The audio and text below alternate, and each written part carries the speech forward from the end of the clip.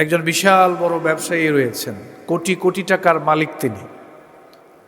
তো ওনার ব্যবসায়িক প্রতিষ্ঠানে উনি একজন কর্মচারী রেখেছেন। কর্মচারীটা খুব ভালো মানুষ, দিনদার মানুষ, সৎ মানুষ। পুরো ব্যবসায়িক প্রতিষ্ঠানটা ক্যাশ সহকারে এই কর্মচারীর উপরে মালিক ছেড়ে দিয়েছেন। হঠাৎ করে একদিন মালিক দেখতেছেন যে কর্মচারী ক্যাশ থেকে 10টা টাকা চুরি করছে। মালিক এটা দেখছেন, কিন্তু মালিক কর্মচারীকে কিছু বলতেছেন না।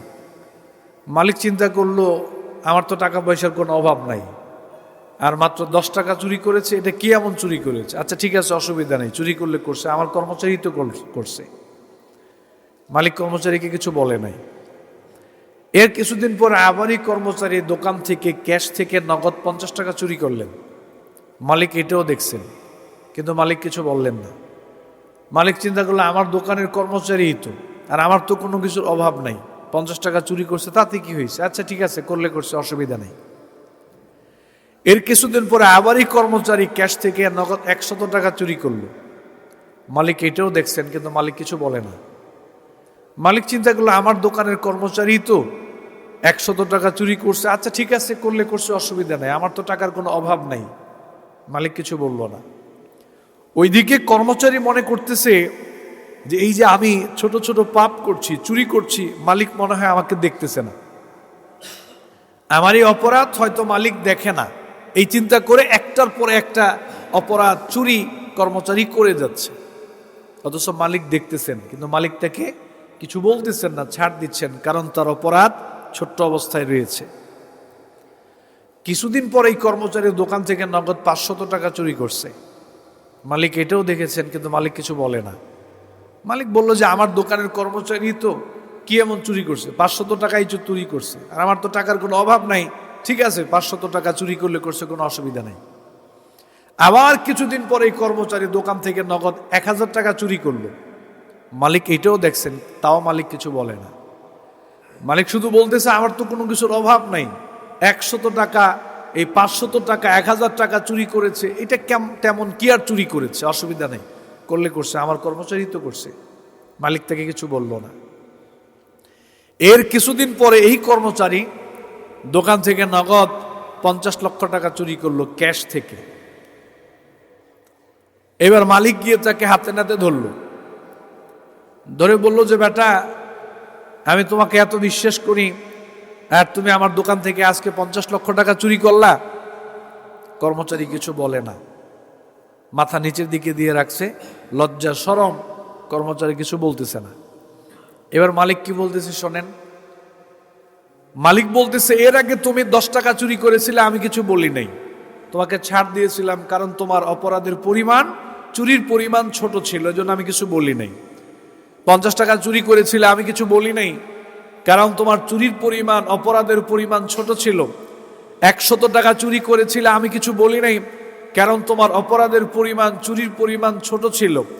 500 টাকা চুরি করেছো, 1000 টাকা চুরি করেছো, আমি কিছু বলি নাই, কারণ তোমার অপরাধের পরিমাণ, ত্রুটির পরিমাণ, পাপের পরিমাণ ছোট ছিল, এই জন্য আমি কিছু বলি নাই। আজকে তুমি নগদ 50 লক্ষ টাকা চুরি করেছো, তোমার পাপের পরিমাণ আজকে বড় হয়ে গেছে, চুরির পরিমাণ আজকে বড় হয়ে গেছে, আজকে তোমাকে আর ছাড় দেয়া যায় না।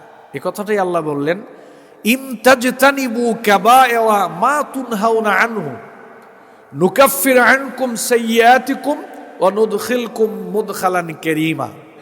আল্লাহ বললেন, বড় বড় পাপ থেকে, বড় বড় অন্যায় থেকে যদি বেঁচে থাকতে পারো, যেগুলো আমি নিষিদ্ধ করেছি, হারাম করে দিয়েছি, এরকম বড় বড় পাপ থেকে বেঁচে থাকতে পারলে তোমাদের জীবনে যে ছোট ছোট পাপ হয়ে যাবে, এগুলো আল্লাহ আমি এমনি মাফ করে দিব। এটা আমি আল্লাহ তাআলা কোনো না কোনো ভাবে দেখবা তোমাদেরকে মাফ করে দিব। অত্র আয়াতে কারিমার দ্বারা আমরা একটা ভুল জিনিস আপনাদেরকে ধরিয়ে দিব। অত্র আয়াতে কারিমার দ্বারা এই কথাটা বোঝা যায়, বা অন্য আয়াত বা হাদিসের দ্বারাও বোঝা যায়, আমরা যে পাপ কাজগুলো করে ফেলি, আমাদের দ্বারা যে পাপ কাজগুলো হয়ে যায়, এই পাপ কাজগুলো দুই ধরনের। এই পাপ কাজগুলো দুই প্রকার। একটা হচ্ছে বড় বড় পাপ কাজ, বড় বড় পাপ, কবিরা গুনাহ, আরেক ধরনের পাপ কাজ হচ্ছে ছোট ছোট পাপ কাজ, যেটাকে সগীরা গুনাহ বলা হয়। তাহলে আমরা আমাদের জীবনে দুইটা গুনাহের সম্মুখীন হই, আমাদের দ্বারা দুইটা গুনাহ হয়ে যায়। একটা গুনাহ হচ্ছে আমাদের দ্বারা বড় বড় গুনাহ হয়ে যায়, বড় বড় পাপ কাজ হয়ে যায়। আর আরেকটা গুনাহ হচ্ছে, আরেকটা পাপ কাজ হচ্ছে আমাদের দ্বারা ছোট ছোট পাপ কাজ, ছোট ছোট গুনাহ হয়ে যায়।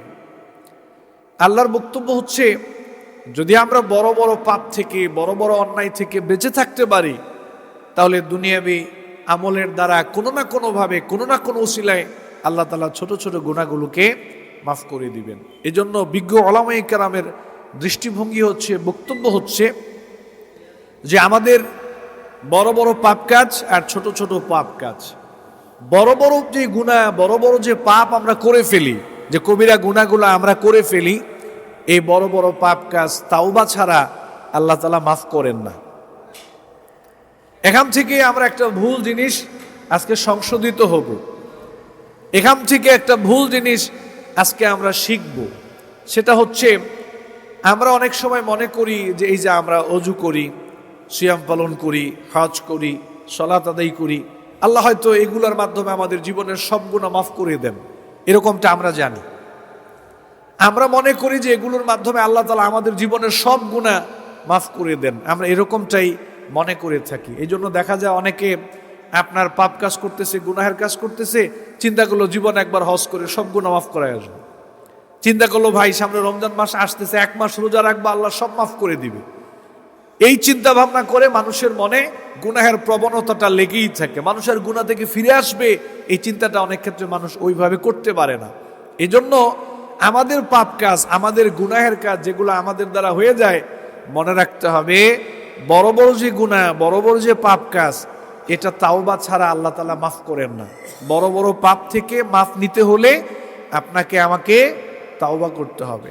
ছোট্ট আরেকটা উপমা দিলে আরেকটু ক্লিয়ার হবো আমরা। ধরুন আমার মা, একজন মা তার ছেলেকে বলল যে আব্দুল্লাহ গরুর জন্য ঘাস কেটে নিয়ে আসো। তা আব্দুল্লাহ বলল যে আমি পারবো না, আমার খেলা আছে, আমি এখন খেলতে যাব। এই কথা বলে সে মাঠে চলে গেল খেলার জন্য। এদিকে মার মনটা খুব খারাপ যে ছেলেটা দিন দিন কেমন হয়ে যাচ্ছে, বাবা মার কথা শোনে না, মনটা খারাপ করে বসে আছে। সন্ধ্যার দিকে ছেলে এসে দেখে মা মনটা খারাপ করে বসে আছে। চিন্তা করলো বিকেলে কথা শুনি নাই, মনে হয়তো কষ্ট পাইছে। মারে বলতেছে মা ভুল হয়ে গেছে, মাফ করে দাও, এরকম ভুল আমার আর হবে না। তো মা বললো আচ্ছা ঠিক আছে, যা মাফ করে দিলাম, এরকম ভুল যেন আর না হয়। আবার পরের দিন মা বললো যে আব্দুল্লাহ গরুর জন্য ঘাস কেটে নিয়ে আয়। তো ছেলে বলতেছে মা আমার মিছিল আছে, আমি এখন ঘাস কাটতে পারবো না, আমার মিছিলে যেতে হবে। এই কথা বলে সে মিছিলে চলে গেল। মার মনটা আবার খারাপ, ছেলেটা কেমন হয়ে যাচ্ছে, কথা শোনে না, বেয়াদবের মতো হয়ে যাচ্ছে, মনটা খারাপ করে বসে আছে। সন্ধ্যার টাইমে ছেলে এসে দেখে মার মনটা খুব খারাপ। চিন্তা করলো বিকেলে কথা শুনি নাই, মনে কষ্ট পাইছে। মায়ের বলতেছে মা ভুল হয়ে গেছে, মাফ করে দাও, আমি এই ভুল আর করবো না। মা বললো যা ঠিক আছে, আজকেও মাফ করে দিলাম। তৃতীয় দিন আবার বিকেল টাইমে সন্তানকে মা বললো যে গরুর জন্য ঘাস কেটে নিয়ে আয়, যা। তৃতীয় দিন বলার পরে আব্দুল্লাহ বলতেছে একই কথা তুমি প্রতিদিন বলো কেন, বারবার তোমাকে একই কথা বলা লাগে কেন? এইভাবে এক কথা দুই কথা মার উপরে ছেলেরা চড়াও হয়ে গেল, গালমন্দ করলো, ধমক দিল। এবার ছেলেটা বিকেলে খেলতে চলে গেল। মার মনটা খুব খারাপ, চোখের পানি ফেলে দিয়ে মা ঘরের মধ্যে বসে কাঁদতেছে। সন্ধ্যার সময় ছেলেটা এসে দেখে মা খুব কান্নাকাটি করছে। চিন্তা করলো বিকেলবেলা মাকে বকাবকি করেছি, গালাগালি করেছি, ধমক দিয়েছি, কষ্ট দিয়েছি, হয়তো মা অনেক কষ্ট পেয়েছে। আজকে মায়ের গিয়ে বলতেছে মা ভুল হয়ে গেছে, মাফ করে দাও, এরকম ভুল আর করবো না। আমি জিজ্ঞেস করতে চাই, বিগত 2 দিন মা তাকে যেভাবে সহজে মাফ করে দিয়েছেন, তৃতীয় দিন কি এরকম সহজে মাফ করে দিবে? কেন করবে না? কারণ বিগত 2 দিনের ত্রুটির আর তৃতীয় দিনের ত্রুটির পরিমাণটা এক হয় নাই। বিগত 2 দিন শুধু কথা শোনে নাই, এটা ছোট গুনাহ ছিল, কিন্তু তৃতীয় দিন সে মায়ের গালমন্দ করছে, ধমক দিয়েছে, মাকে কষ্ট দিয়েছে, এটা কবিরা গুনাহ করেছে, বড় গুনাহ করেছে। বিগত 2 দিনের মতো মা তাকে আজকে সহজে মাফ করে দিবে না। সন্তান যদি তৃতীয় দিন মার কাছ থেকে মাপ নিতে চায়, মার পায়ে ধরতে হবে, মার হাতে ধরতে হবে, মাকে বলতে হবে মা আমি জীবনে অনেক বড় ভুল করে ফেলছি, আজকের পরে এই ভুল আর জীবনে আমার হবে না, তুমি আমাকে মাফ করে দাও, একটা সুযোগ তুমি আমাকে দাও। এইভাবে বললে তখন মা কি করবে? মাফ করে দিবে।